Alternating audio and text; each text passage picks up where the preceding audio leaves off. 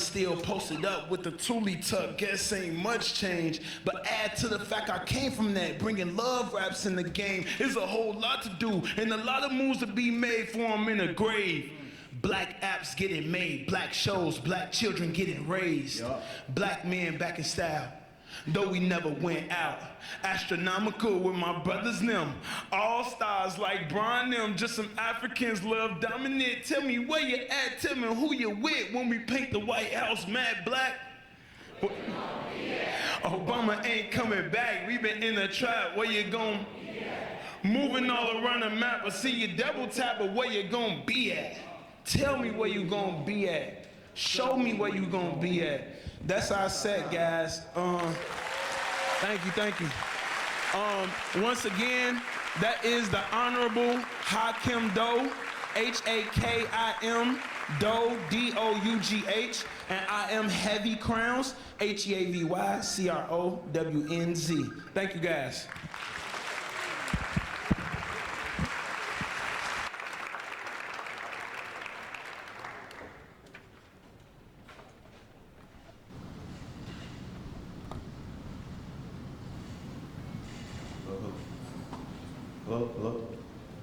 Hello, everybody. I'm Jimmy Gordon. I'm a poet from YCA, which is an organization in Chicago that works with a lot of youth writers. You might be familiar with the slam competition, Louder Than a Bomb. They're the ones that run that competition. And I'm here to share a piece today. Obviously, we're here to recognize and commemorate the 100-year anniversary of the Red Summer. And it's just really interesting seeing like the history that and the way that events transpired into that into these events and things that have happened in those 100 years in the city of Chicago as well. And my family has been in Chicago for well over like 3 generations. My grandmother, she was a migrant in my great-great-grandmother was a migrant in the Great Migration in the 1950s. And my father, he grew up not too far from here in the Ida B. Wells housing projects, as a matter of fact.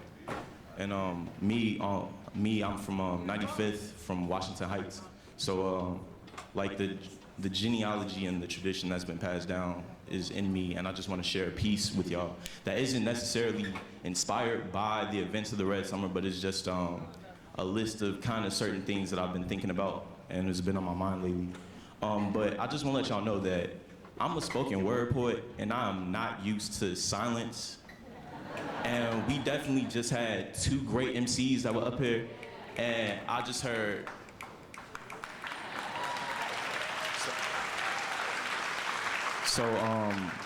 So if I'm speaking this piece and I'm performing it for y'all and y'all hear anything that you agree with, a snap, something, please, anything at all will be greatly appreciated.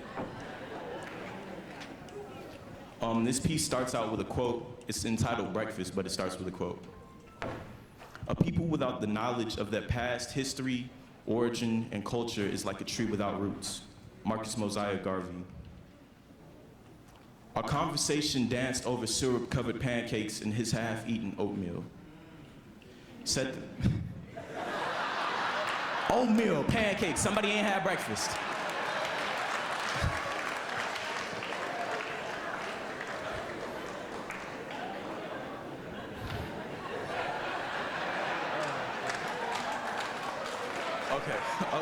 Okay. Our conversation danced over syrup-covered pancakes and his half-eaten oatmeal. Said the reason black folks aren't going anywhere is we don't know our history. Struck me with an arm over piano keys dissonance that made my head spin.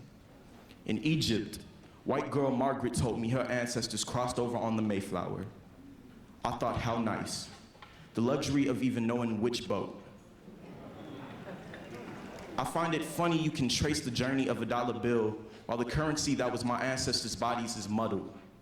I only know my great-great-grandmother's name by the grace of word of mouth. But grandmother says we weren't slaves. But I fear pride holds her tongue with a tight grip. My great-grandmother was a sharecropper, a slave with a spit shine. Ancestry.com offers a Band-Aid for whip wounds, offers me a percentage of the obvious, never specifics. I want my reparations in the form of a DNA test, the same luxury as my white counterparts. I want to know what language let loose from burnt lips while on our original land. I want to know what tribe I'm from. But mass and mixed and matched our beings like a deck of cards, made us bastards, blended our tongues, then blurred lines in our continent. The most unholy gerrymandering left Africa looking sliced like the pancakes on my plate. Thank you.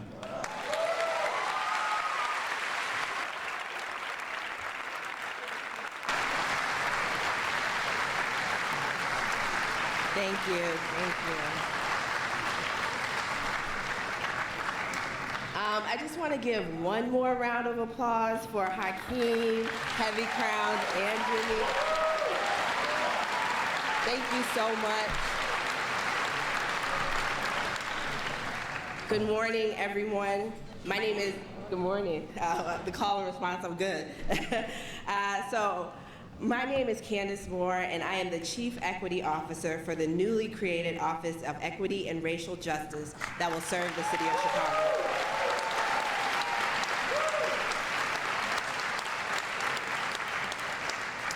I want to welcome you to Past is Present. Chicago remembers the 1919 Red Summer, put on by the Office of Mayor Lori Lightfoot. We are grateful that you took the time this morning to join us in reflecting on an important chapter in our history. I want to start by just saying some thank yous. I want to acknowledge Principal Monroe, who opened up Dunbar High School to us. Is Principal Monroe here? If you could wave. Thank you.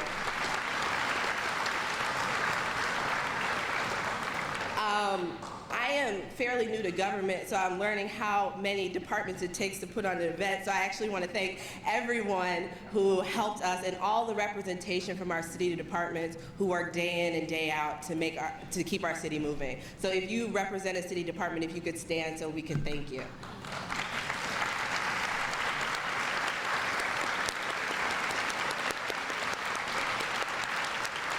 And sister agencies. I also want to thank all of our elected leaders who have joined us this morning. Can you please stand?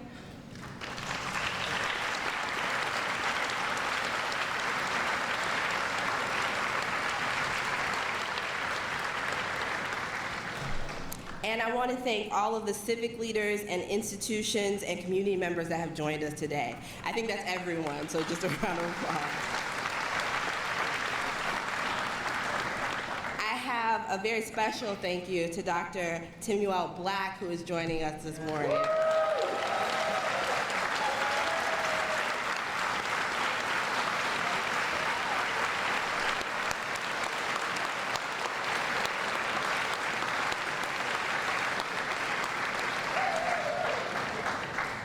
For those who don't know him, Timuel is an institution in Chicago. He is 100 years old. I hope you don't mind me saying. And we're so glad you're with us this morning. This year marks the 100th year anniversary of a very tragic moment in our city's history. On this day, July 29th, 100 years ago, our city would have been 2 days into the riots which erupted on July 27th and lasted for 7 days. We are gathered in a location that situates us in the midst of the conflict. On July 28th, just around the corner, a 31-year-old black police officer, John H. Simpson, was shot at 31st and Wabash by a rider. He died at Mercy Hospital. We have gathered here at Dunbar intentionally to both learn about these events and reflect on the lingering impacts. This is our history, not some distant story about racial tensions that existed in the South. This is ours to own and ours to account for. This has a particular weight for me as the Chief Equity Officer with a charge to advance racial equity strategies and reforms across our cities. To accomplish this, it's important that we set a proper foundation for the work. This work must be about addressing the historical legacies of injustice, violence, and inequality. We must find the courage to have honest confrontations with our history and our stories, as well as create the space to share our hopes and our commitments. The goal of today's event is to embody the spirit of this approach. Our past is our present. As we move forward, this administration looks forward to joining with people and institutions across our city to do the work that it's going to take to transform our city. So without further ado, I'd like to begin and ask you to join me in welcoming Professor Simon Balto, Assistant Professor of African American History at the University of Iowa, who will help us remember our history with a historical account of the events in 1919.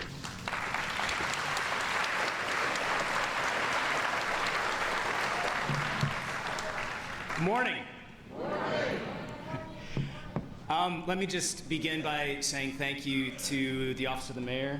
Thank you, Mayor Lightfoot, for having me, for putting on this event. And to just say it's a real privilege to be here with everyone, particularly in the presence of elders like Professor Black, and I would say also in the presence of so many young people.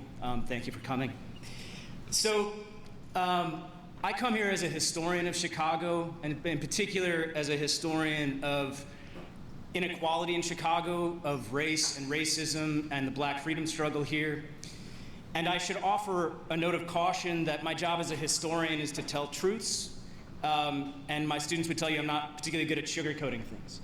So in a lot of ways, what I'm here to talk about today is the history and legacy of racism. And there appears to be, from a number of national leaders, confusion willfully about what racism is and is not at this particular moment. And so I want to call things as they are in this account of the history of this city.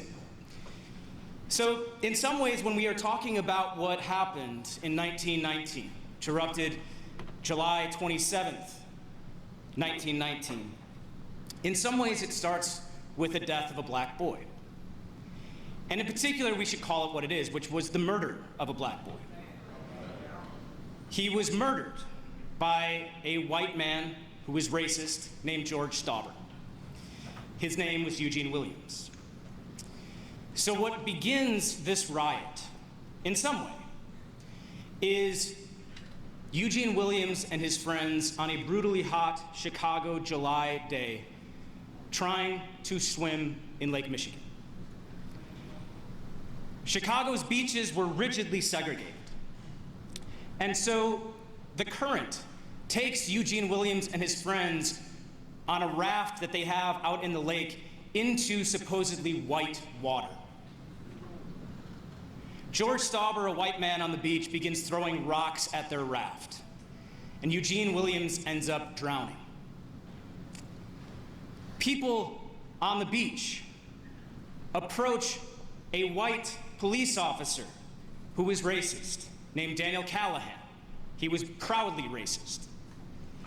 And they asked him to arrest George Stauber, and he refused. And it is that moment in time in which this race riot erupts, and Chicago descends into nearly a week of bloodshed that kills 38 people in total. But I also want to offer a little bit of broader context, because in some ways, the riot doesn't begin in July of 1919, but begins to simmer years before. So from 1917 to 1921, dozens and dozens of Black homes and businesses are bombed in what we might as well call what it is, which is racial terrorism. The effort was to preserve the integrity of white neighborhoods, particularly on the south and southwest sides.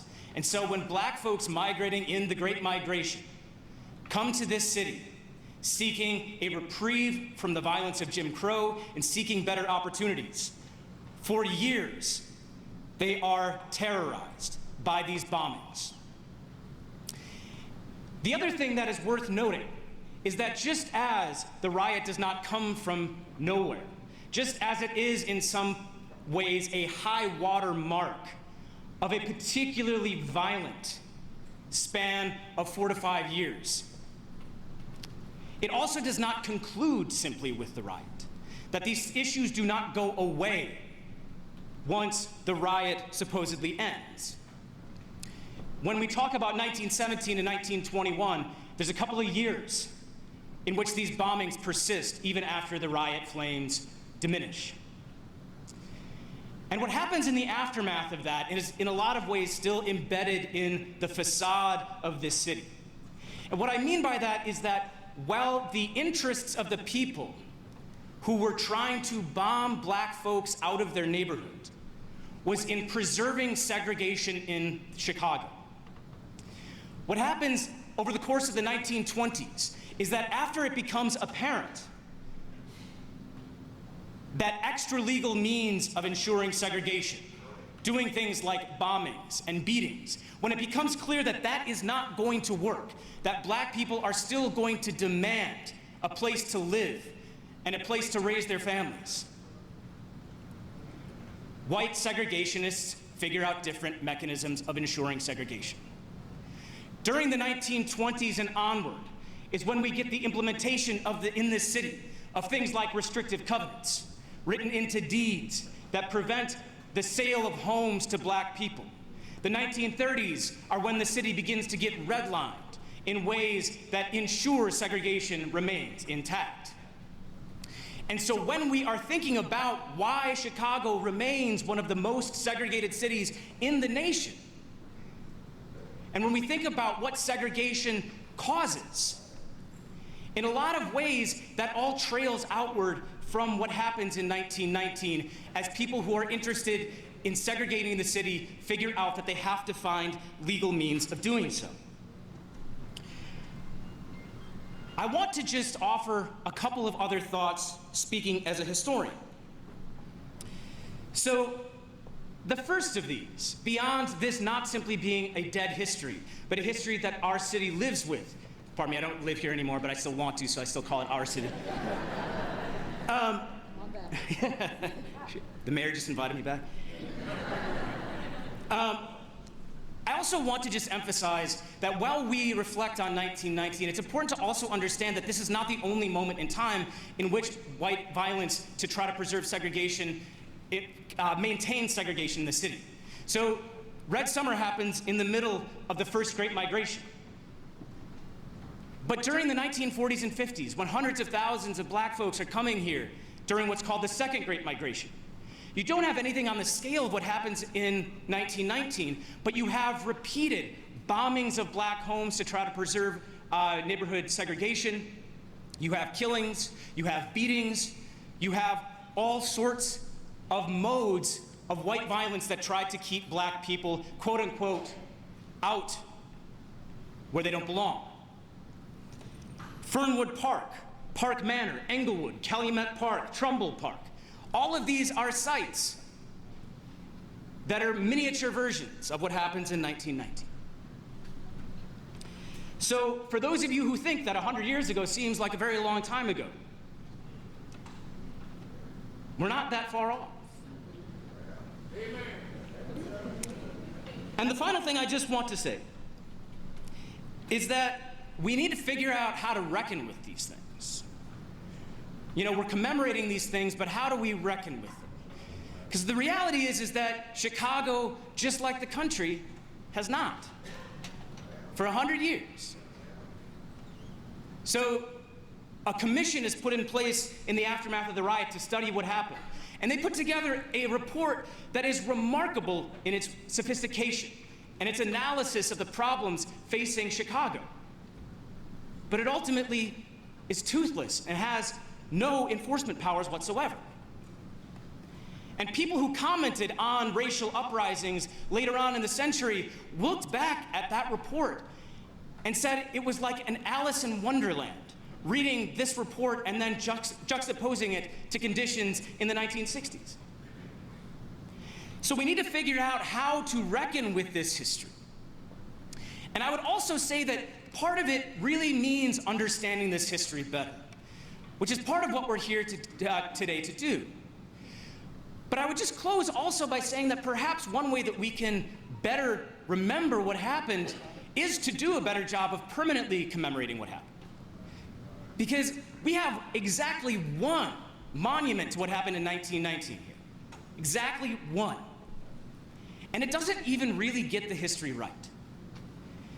And with all my love to the high school students at Hoyt who were the ones who really drove the initiative to get this monument in place. The monument quotes Martin Luther King Jr. when Martin Luther King Jr. in the 1960s called a riot, quote, the voice of the unheard. What happened in 1919 was not the voice of the unheard. It was the voice of white people trying to ensure segregation. And it was the voice of black folks who took up arms in self-defense. So we need to understand what exactly happened in 1919 before we can really move on to do anything else. So I will end my remarks there, and I thank you very much for your attention.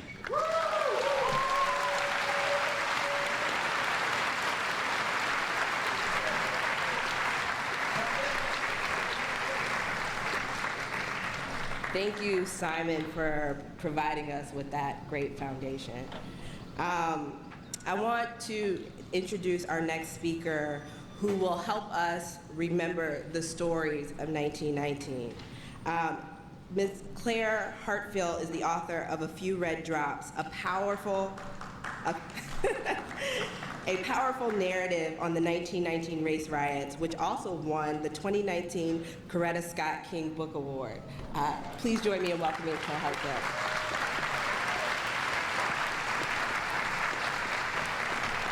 Thank you, Candace.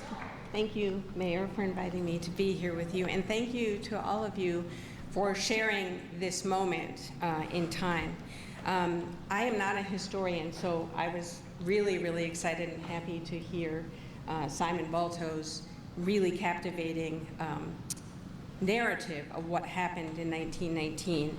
I have worked with young people all my life. I have a law degree. I worked on school desegregation cases back in the 1980s, and I have worked with schools in developing leadership for education since then. And I have 3 daughters of my own, and as I was raising them and reading to them, I began to notice that there were stories that were not being told for young people. And so in the aspect of my career that is about writing, what I try to do is seek out and share with young people stories that I think are so important.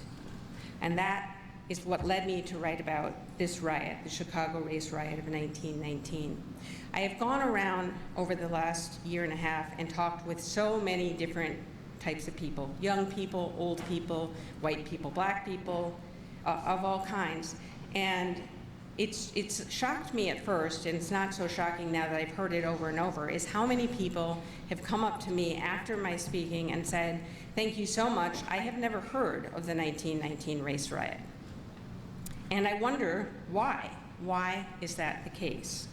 I'm a Chicago girl through and through. I was born and raised in Hyde Park, just a couple blocks away from here. My mother was born and raised even closer to this school, down the block at 28th and Calumet.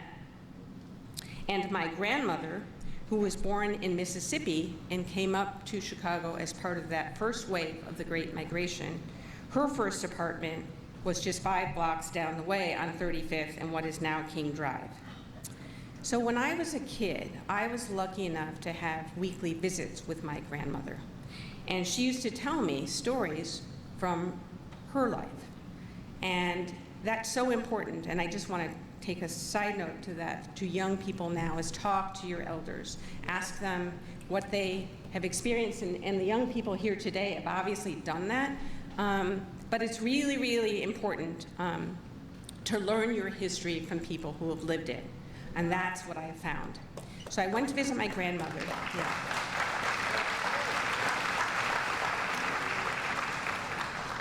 And she would tell me stories about her life. She was a little kid in Mississippi. Both of her parents died when she was young. And so she was shipped off to New Orleans when she was in her early teenage years to be a nanny there. But the Chicago Defender was the Bible for black people back then. And she would get these newspapers, and it would talk about Chicago and how wonderful it was up here. And so she saved her money, and when she could, at the age of 19, she took a train up north, and she moved into this apartment in what was called the Black Belt, now Bronzeville, here with her cousin. And she had literally just moved here a few months before the summer of 19, and she was actually loving her life. There is a side to the community here that was really quite wonderful.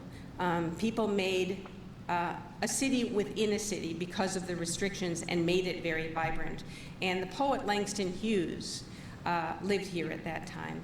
And he wrote about that in his autobiography, and he described Chicago at that time as being excitement from noon to noon. And that was what my grandmother told me too. That really resonated with me. But she also told me this story. One Monday, she went to work, and when she got off work, she boarded the streetcar. She was working in the industrial community. She boarded the streetcar to go back home. And as the streetcar got closer and closer to her home, she looked out the window, and there were all of these young men out in the streets fighting, black men and white men. And when they saw the streetcar, they turned immediately. They picked up rocks and they started throwing them at the streetcar. And of course, my grandmother was very afraid, as were all the other passengers, and frankly, as was the streetcar driver. And so he decided that he was not going to stop at any of the regular stops along the way, and instead took everybody to the end of the line, which was quite far from my grandmother's home, and then made everybody get out. And of course, there was no Uber or taxis back then, and so they all had to walk home through the streets that were by this time full of people fighting with one another. And that was my grandmother's first experience with some of the more sobering and negative parts of this city. So she told me that story when I was a little girl. And I'm going to talk a little bit about my own history in addition to that, which doesn't relate directly to the 1919 riot, but it really, to me, shows the arc of history that's brought us to this day.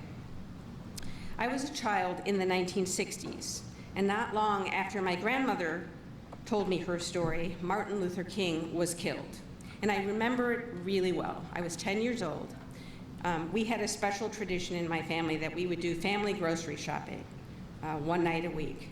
So while my father would go and do the shopping, the kids, me and my sisters, they had a magazine rack. I don't know if they have those anymore in grocery stores because of online reading. But there was this magazine rack that had all these magazines for kids, and the one that was popular in my day was called Tiger Beat. And Tiger Beat magazine had what I explain to young people now as the Beyoncés and Kim Kardashians of my day in there. So I was standing there reading this when all of a sudden a woman ran through the store screaming. She said, "They've killed Martin, they've killed him." And there was chaos. Her cries were so piercing, it felt to me as a little girl like the whole world was being shattered by those screams. On the news later, I saw footage of people running in the streets, storefront windows smashed in and debris everywhere. There were rows of police officers, armed and armored. And I remember that most of the police officers were white and most of the people in the streets were black. I also remember listening to Martin's speeches being replayed on the radio that day, and I remember his voice because the rise of his voice is something that sticks with me always. And he envisioned a time when all of God's children, black men and white men, Jews and Gentiles, Protestants and Catholics, will be able to join hands and sing in the words of the old Negro spiritual, "Free at last." And without knowing why exactly, at 10 years old, I felt like crying too. So fast forward to a few years ago, and I was watching CNN, and I saw images on my TV screen of people out in the streets once again, this time in Ferguson, Missouri, protesting the killing of a young African-American man named Michael Brown. And it called up, just like that, the memory of my grandmother's story of people out in the streets when she was a young girl. And of course, since the time of Ferguson, there have been many protests across the country, and Chicago has not gone untouched. And so I ask myself, and I know people around me ask myself, are we destined to repeat this history for the rest of time? I go back again to Martin Luther King, who says, no, we are not bound to repeat our mistakes. He says the arc of the moral universe bends toward justice, but he was also clear it does not bend by itself.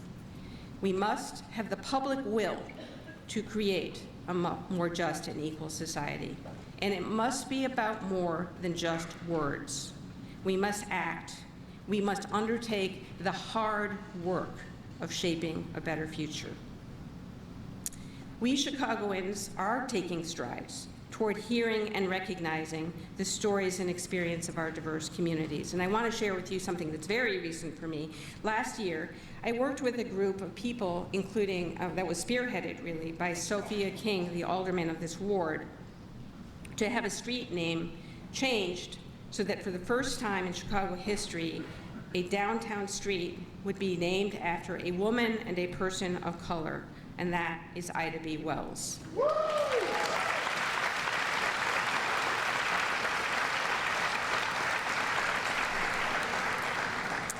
And I have to say how important it is for me personally to have the stories of African Americans seen and discussed and heard by our entire city.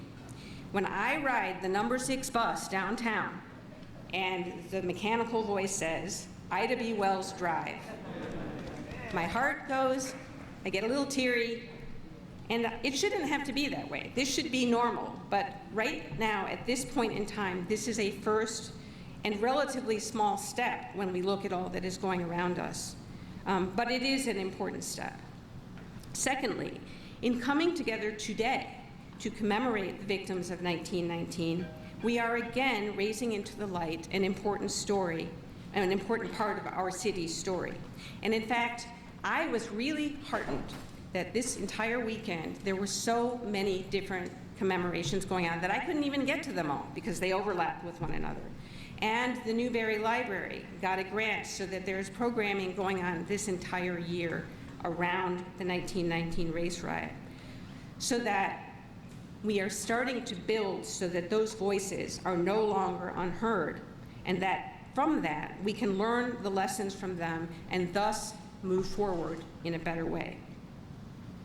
Our youth are our city's future, and they are a particularly important part of this process. And I'm so grateful to you for being here and sharing your experience of what 1919 was.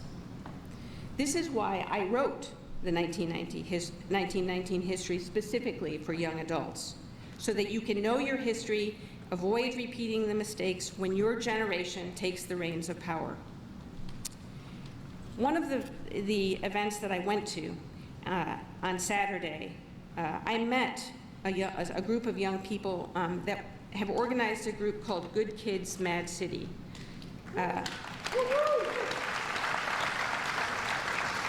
And I talked to them about how they got started.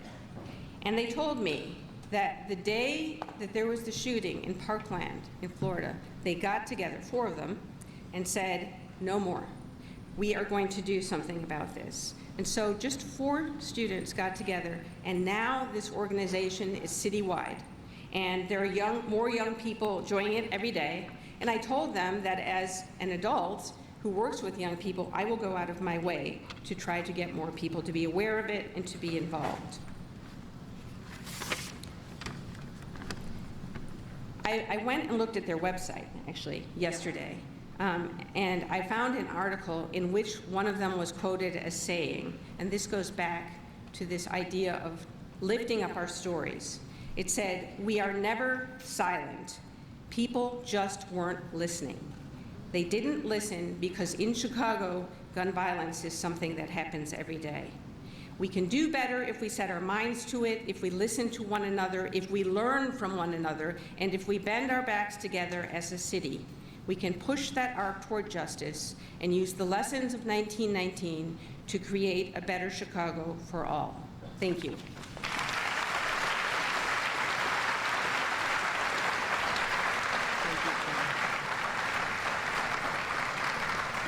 Thank you, Claire. Our next speaker certainly needs no introduction. So instead, I'll just quickly share that when I started this role, one of the first asks she made of me and others was to make sure that we put an event together that could meaningfully commemorate the 1919 race riots. In full transparency, I personally knew very little about this event, but when the mayor asks you to do something, you do it. You figure it out.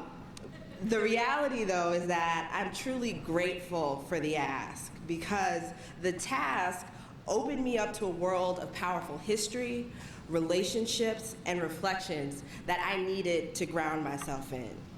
I am grateful for her leadership, her support, and her commitment to this work. Please join me in welcoming Mayor Lori Lightfoot.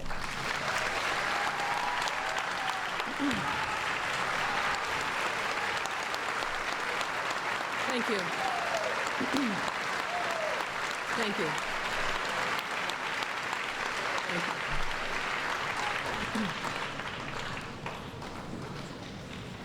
So we should give thanks and appreciation to Candace, Juan Carlos Linares, and other members of our team who are very much instrumental in making today possible.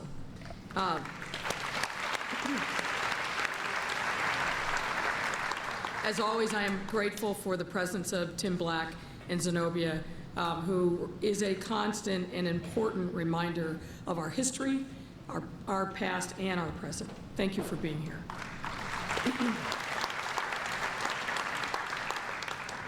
I also want to thank the other elected officials and faith leaders who are here. I want to thank the young people who have come to spend time and learn about this important chapter in Chicago history, and particularly the day campers from this high school. Thank you for being here. And if you haven't had an opportunity, I commend to you the work of WBEZ over this past weekend, as well as the Sun-Times, who I think put together important information about what happened during the course of Red Summer. And as others have noted, please check out the Newberry Library, who has done a year-long look back at this important history and is really spurring great conversations around the work and the history of Red Summer. I also want to give another round of applause to Professor Balto, and you are welcome back to Chicago anytime.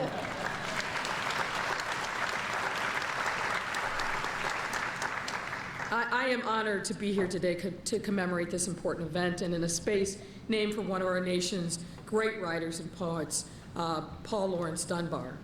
I also want to acknowledge the work of Hakeem and Jimmy Gordon for their moving performances, both you media, which is a special thing for us and our family, because my wife was instrumental in starting it, but also the young Chicago authors really do great work in having an outlet for the creativity of young people in the city. So thank you for being here.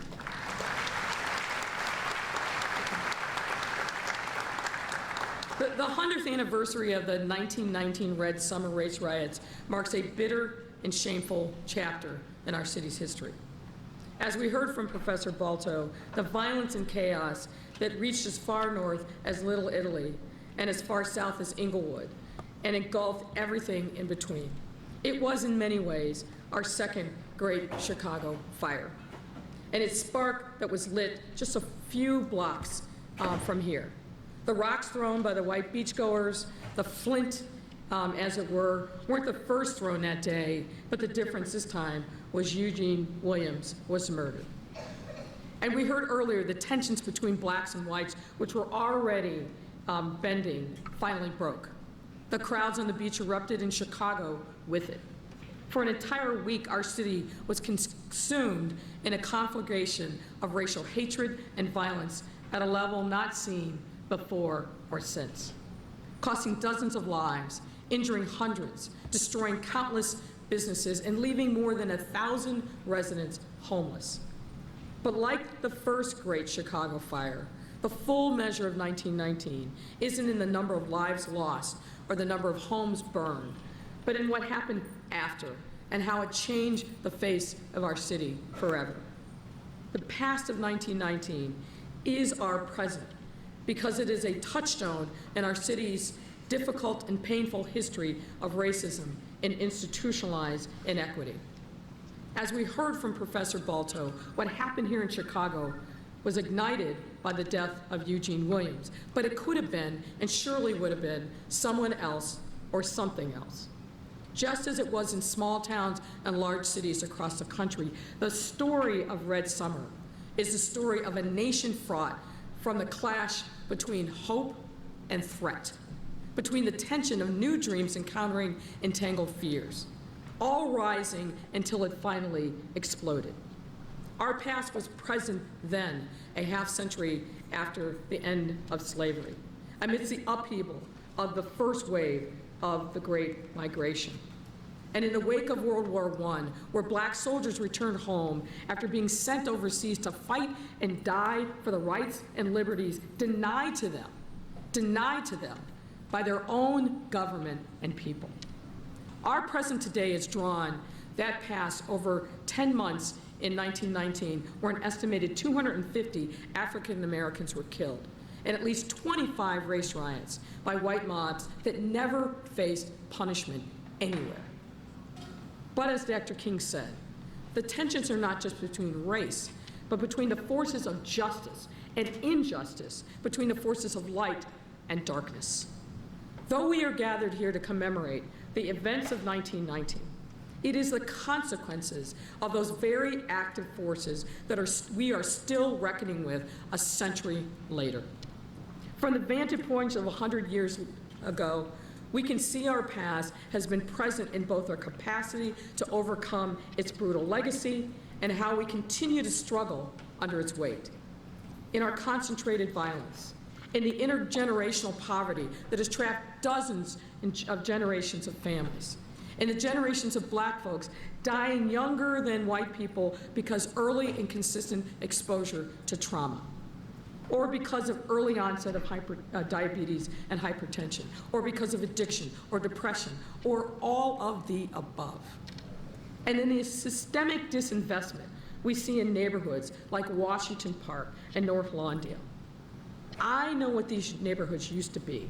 Communities that were invested in, thriving commercial strips, and while they are still dynamic, they have since been stripped of their wealth and disinvested in. And the only difference in the function of race is the race of the people that live there. Let me say that again. The only difference is the function of the race of the people who live there.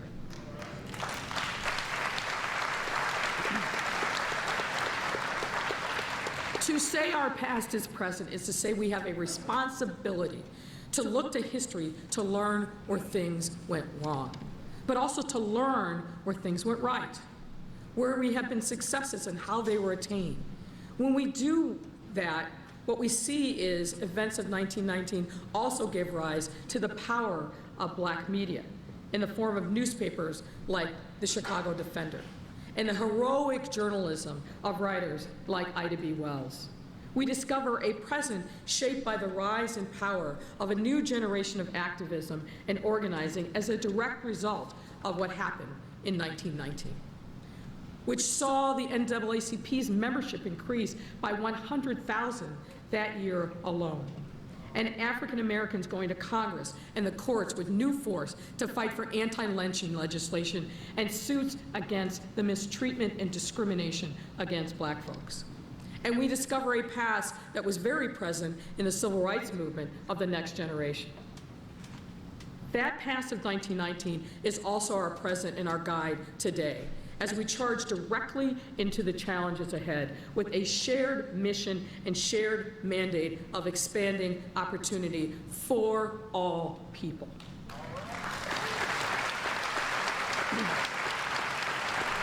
We must increase prosperity for everyone and ending once and for all the system of racism and inequality that has defined us for far too long. But learning from our history is also possible only by knowing our history, not just as a footnote, not just as a passing mention in somebody else's story, but knowing it for what it is and as the living, breathing part of our daily experience. If we are ever going to move forward from the events of 1919 and the forces behind it, we have to keep these events alive. And that's exactly what we are doing here in Chicago. This commemoration is just one part of that. Last week, the Chicago City Council, some of our colleagues who are here today, passed a resolution honoring the events of 1919. Meanwhile, CPS is now developing a resource guide and partnering with schools to support instruction about 1919 to ensure that history remains alive in our youngest generation. And Dr. Janice Jackson is here with us, and thank you for your leadership.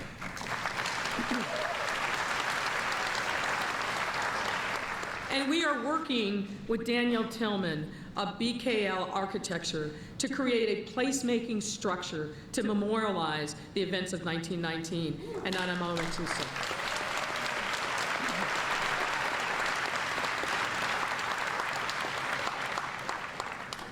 And finally, we have a city hall that owns its agenda for racial equity through policy and community engagement. Directed out of our newly created Office of Equity and Justice and led by Candace Moore.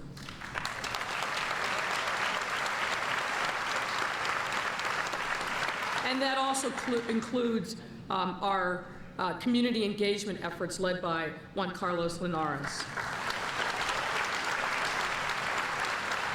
I am lucky, and we are lucky, to have both of these inspirational leaders working on our behalf to lead us on equity, inclusion, and racial justice.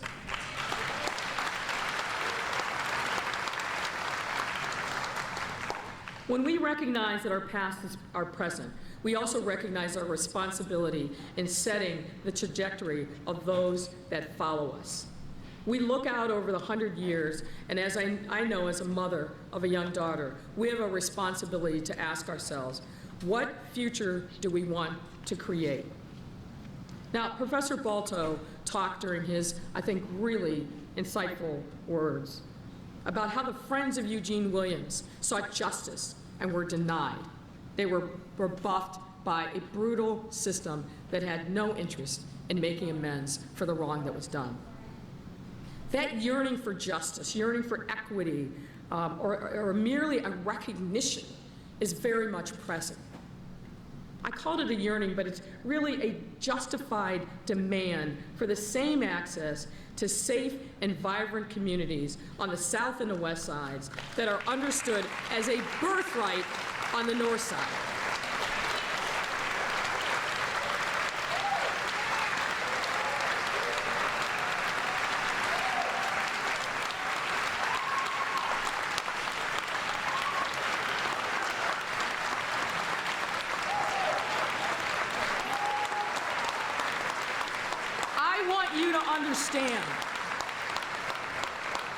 I want you to understand that I hear you.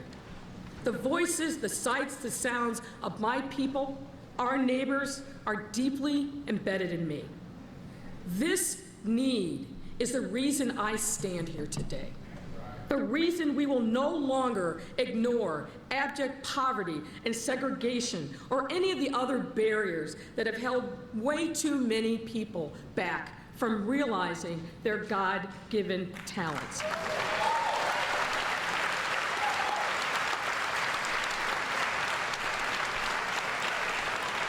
This is our challenge, but it's our greatest opportunity.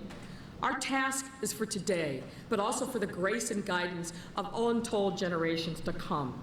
If we do that, then Chicago will continue to shine brighter than our past, and our future will continue to be filled with promise for families and communities.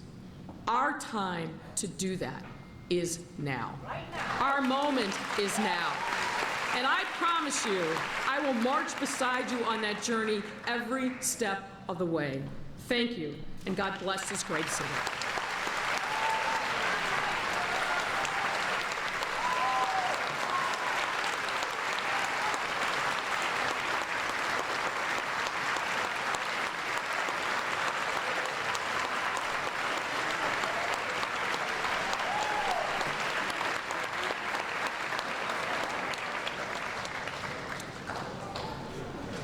Thank you, Mayor, for your leadership.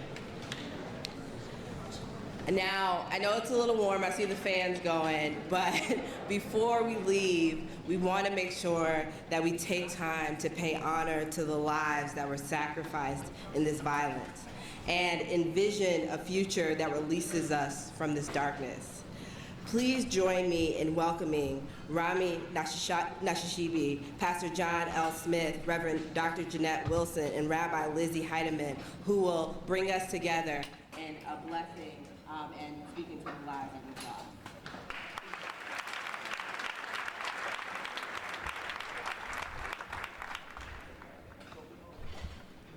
Bismillah. In the name of God, most gracious, most merciful. Shalom. Ashe. Assalamu alaikum. May the peace and blessings of the Most High be upon each and every one of you. This is probably one of the points in the program where amen and amen.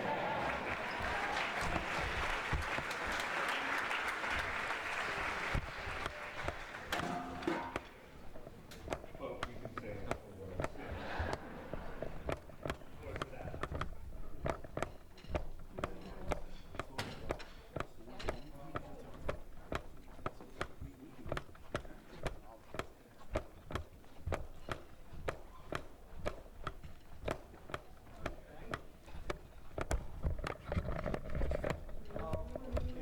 Yep.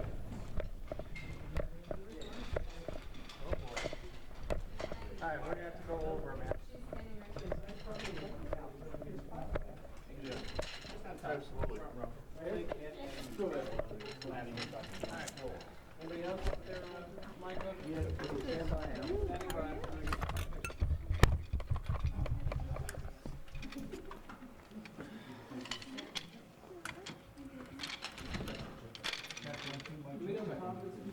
Hey, Sean, I'm gonna shoot over you.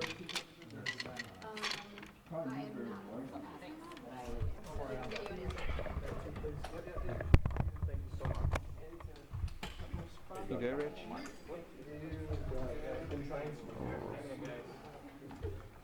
Okay, you guys gotta give me a second once we. Anybody else? Yes, please. You got good knees? Oh, okay. I'm probably gonna raise up. Well, no, actually, I might have to raise up a little bit behind me, guys. I'm actually gonna unplug you real quick. Sorry, sir. It's okay. Got enough, I need some slack on your. Go ahead, I was stepping on it. Go ahead, Alan. Anybody else? Anybody got a white towel? Alright, you guys have crowded me. Hold on. Hold on. I can slide over a little bit. Got it, thank you. Hold on. Is everybody good? One more. Stand by. Thank you. Yeah, I'm gonna bring it up. Hey man, I'm gonna raise up just a little bit. Is this? It's a little hot in here, guys. Welcome. I didn't notice. Much better in the auditorium. It's easy to We're good, right, guys? Oh, right. Grandma didn't cold water. Somebody else?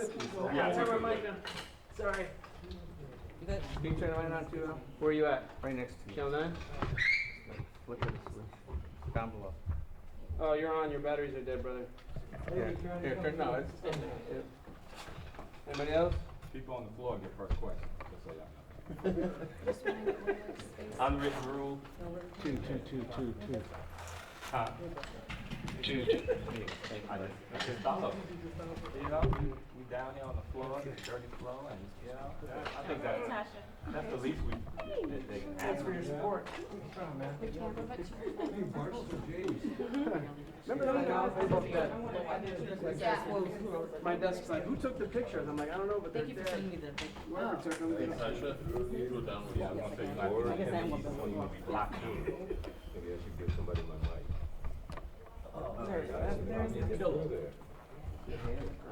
Been long enough. I do have I'll give it to you. Yes. You might drop it through before you plug it in. Hmm? Unplug it first, That's what I'm doing. and then I'll throw it in there. Okay. All right, one more. I wish they would do that a little nice. Yeah, they're like a old stuff. No, man. Cable's coming. That's right. One more. That's for Craig. You good? There we go. I was told there'd be donuts. Did you bring them? Good answer. Good Did you? I would put it in the back, not in the. You got it? Maybe? Here. Got it? Can't say that this is me. Got Got it? Is there a, here, I get it. Help. One more. Help.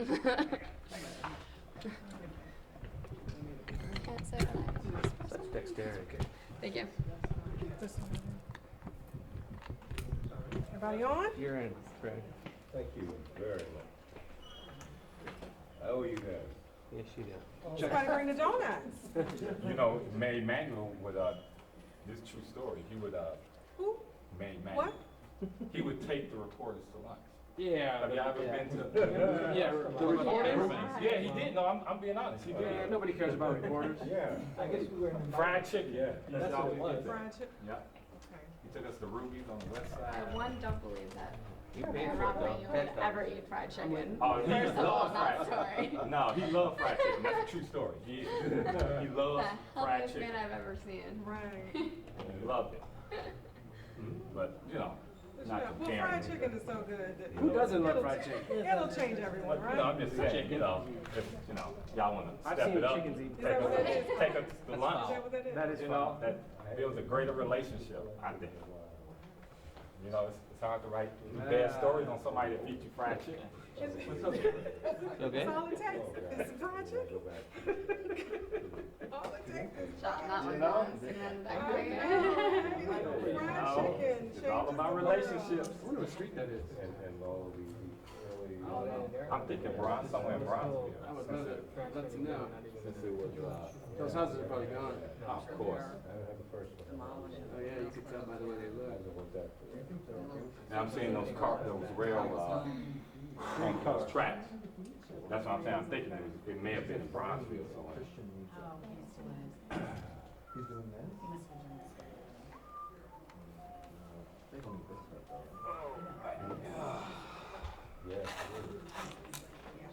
Oh, Shiza. Hey, Mike, can I borrow 2 double A's real quick? Or anybody got an XLR that I can borrow? Here. You got an XLR?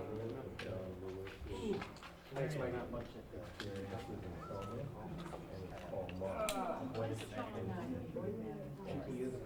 I got either or, Alan. I got a cable. I'll take a cable if you got it. Do I have another minute? Actually, no, you're good. I'll stick these in here and pray. Wing it.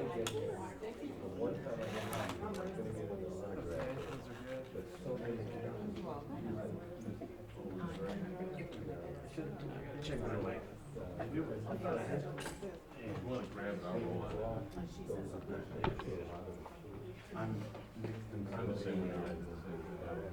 We can dance if we want to. We can leave your friends behind.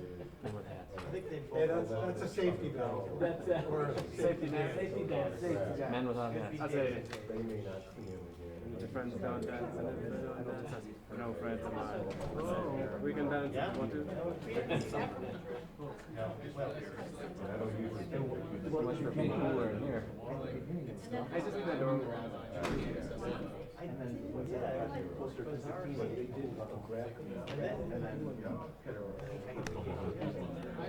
Please let these guys come to my neighborhood. It's great. We can handle it 2019 style. I'm just kidding. Right behind you, Michael. Okay. I didn't see it. Yes, all the way. If you want to reach young people, this is the way to do it. I wonder whose relatives those are. I wish we had sources on these pictures. Do we have any sources on these pictures? Do you know? I will have to find out for you. Thank you. I'm sure we do. I have to check with the Newberry Library. Makes sense. I gotta take my kids there. 9 and 6. You got a long way to go. Words from the empty nester.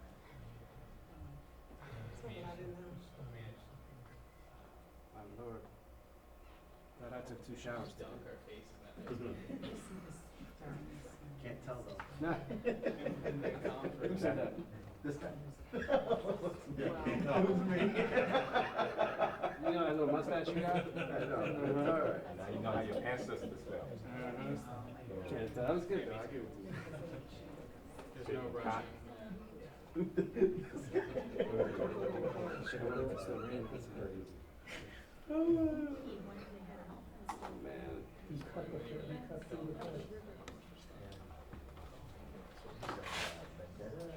They don't know what it was. I don't know. It's like way too early. We all left a bunch of gear in that show, right? Like that. I think it's one of those cases where if they're gonna put it to exist, nuts. There's no explanation. There never is, other than No, just fucking because even if you have an explanation, it doesn't make any sense. There's no explanation. no explanation. It's just not. Yeah. How quickly we stop those conversations. It's such a shame. Many of my cousins. And that's always the struggle for sensible people to make sense of Of nonsense. because we're always looking for explanations. You say, his wife left him. You go, oh, okay. That makes sense. Like, that's why he killed 20 people. His wife left him. No, that doesn't explain it. Well, you said you had a place where you said, okay, I get it, like if it was a Ku Klux Klan rally or if it was, Yeah. some political thing, like Charlie says. Yeah, that's, Strange. it's just a crowd of people there. That's why it's a captive audience. Yeah. It's sad. Hey, Paris, I'm gonna shoot this on a separate chip. Okay. I'm gonna go there. As long as it's a barbecue chip. Is it that chip on your shoulder? Chips ahoy. Keep them coming. Chip and Dale. Yeah. Yeah, I'm more like the Chris Farley chip and Dale. Real chip off. The one constant in these pictures is the weeds. They're still there. Yeah.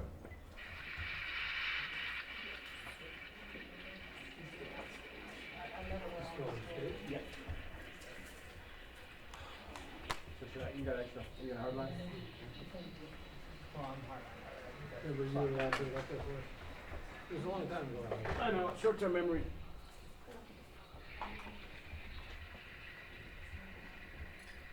Oh, it's already 11:30. Unbelievable. We were at juvenile court the other day, and the food truck guy was there, and everybody tried all the tacos. And was like, yeah, these tacos are good. I'm like, yeah, Sean told us that. Yeah. No, I was going to because You had of an jerk egg chicken. sandwich? No, I had jerk chicken. It was good. No. No, You food take his tacos. advice on anything? No, that's why I ate the jerk chicken. Everybody else ate the tacos. Captain, steer you wrong here. Jerk chickens. It was the healthier option.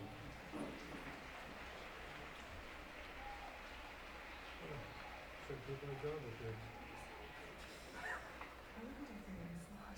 Last word, gotcha. I got another comment, but it would give. You could have said you are what you eat, or take one to no one, but that's too easy. Or that's foul. Or that's just foul. That's just foul.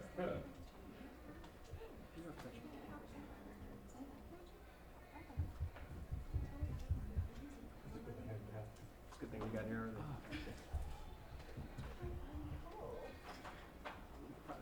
Yeah, we got a nice circle. No, I guess we can't. I think the other hallway's behind. This one, yeah. Why are we doing that way? That's where the breeze is going. It's going that way. Oh, well. It is what it is.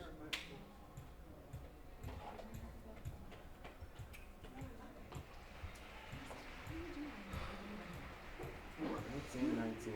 That's insane. 100 years ago.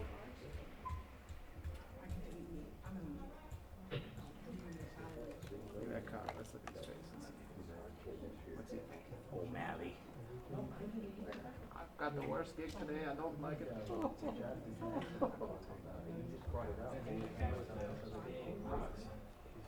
About to throw him through somebody's window. You see the one in there where the guy's about to hit the guy in the head with the rock? The guy looked like he was already out of it. See that? You shot all the pictures, right? Yeah. This one.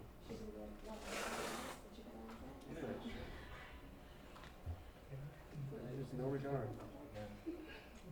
Just kill a person. It's amazing.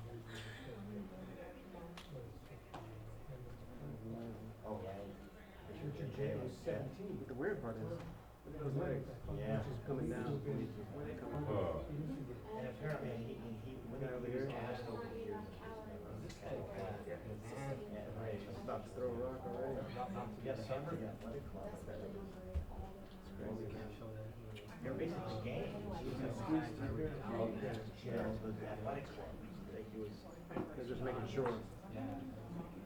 Yeah, no, that's a fascinating. And this is the same house, it looks like. Fran, you like, Yeah, which is just the right age. Yeah, that's the same house.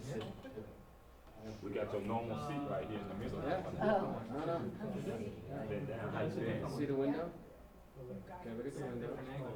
Different angle, same house. Look at the stairs, the window. Where's the guy with the hat? That looks like that guy. Well, I guess they all have striped hats. There's a guy in the audience who was alive at the time. Yeah. This is not out of our Well, lifetime. he was. He was born, but I mean, he was alive at the time. But it just shows you how close we are to that time. That's which cars. So we had Eve Ewing, Howard, she just came out with